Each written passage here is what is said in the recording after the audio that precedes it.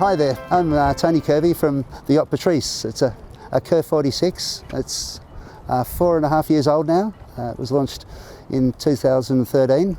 The boat likes weight aft, so we keep all the crew back here, and as you can see we've got the pedestal over here in the centre that powers all 4 winches, so you can wind anything at any time. We've got the satellite dome.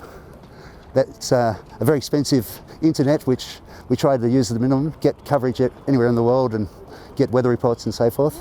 Up here we've got Void steering for long distance.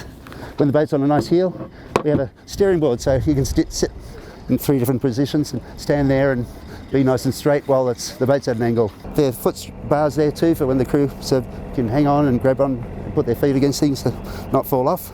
Then the primary winches and the secondary winches, main sheet winches. On the pedestal we have an overdrive, so we can whack the overdrive in it that puts them into an overdrive spin. Further forward we've got an offset pit where all our halyards go. There's only one halyard that comes out the outside of the mast, which is the jib halyard, so the crew can bounce the jib up, but everything else comes back to the main primary winch, and then we wind them up on the pedestal. In regatta modes we pull the spinnaker in on a string, put it on the big winch and hell for leather, let everything go and pull the spinnaker in the hatch.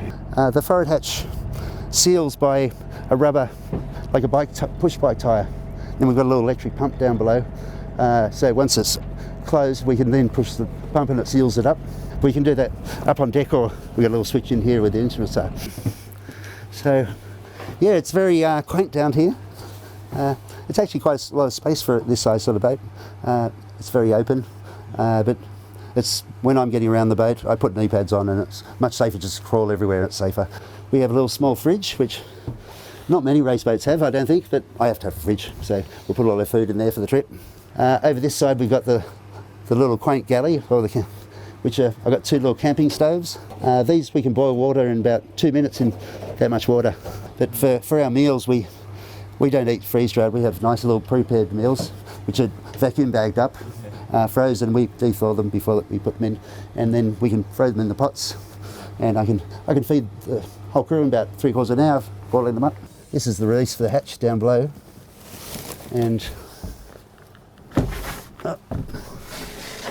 yep, as you can see, it's a nice big hatch for the spinnakers to come in and out. And this is a big roller that when we're doing day sailing, we pull the spinnakers in on an umbilical cord like a dinghy, and they come flying through this roller and back inside the boat. Once it's all shut we can push the button and seal it back up again. And each crewman has a number for the race, and that's where they'll keep their wet weather jackets, their safety harness, which has a number, their bum bags with their EPIRBs and safety kit in there, which is all by the numbers. And if we have to go into a life raft or have some incident, we all know our numbers and have a call off, so we know who's missing, if someone's missing. In here we've got a little nicety of we've got a little head, and you can close the door so we don't have to fret and worry about going to the toilet if we have to. Modern days these boats are quite violent, so we have a crash helmet. That's in case in rough weather we had to send somebody up the mast. It's much safer. And goggles in case we have to jump over, and flippers. Yeah. You can see my nice cup rack. These are the tubes that go through the boat for the jib cars system, but then they're nice and strong for handrails and perfect for hanging the cups on. Everything's written on the top, and we'll have our dry food and breakfasts is in there and snacks and so forth. These are hinged, and we can pull the rope and hoist them up to the right angle so we can sleep comfortably flat. Under this side we have all our spare safety equipment which goes up on deck during the race. And then over this side, under the bunk, we keep all the ship's maintenance, toolboxes, spare parts and all that sort of stuff.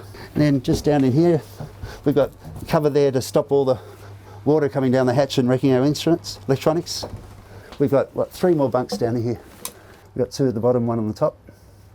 We keep spare parts, our spinnaker pole and spare battens underneath them.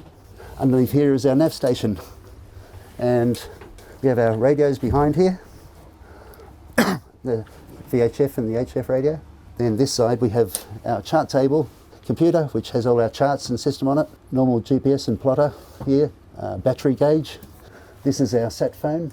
That's where we can make phone calls, receive and get all our data for when we're too far away from the internet. For me, I have to use a magnifying glass because I can't lift my head up high enough to use my bifocals, and yeah, because my head's right on the top there. So this little gadget here is a very small water maker. That makes it about 6 litres an hour. And this is where our propeller lives. When we're racing, the propeller lives up inside the hull and has a trapdoor closing it up. And then when we're in a motor, we've wind the propeller down. It goes down into the water and it's nice and powerful, but it's no drag when we're sailing. Plenty of headroom, as you can see, for a person my size.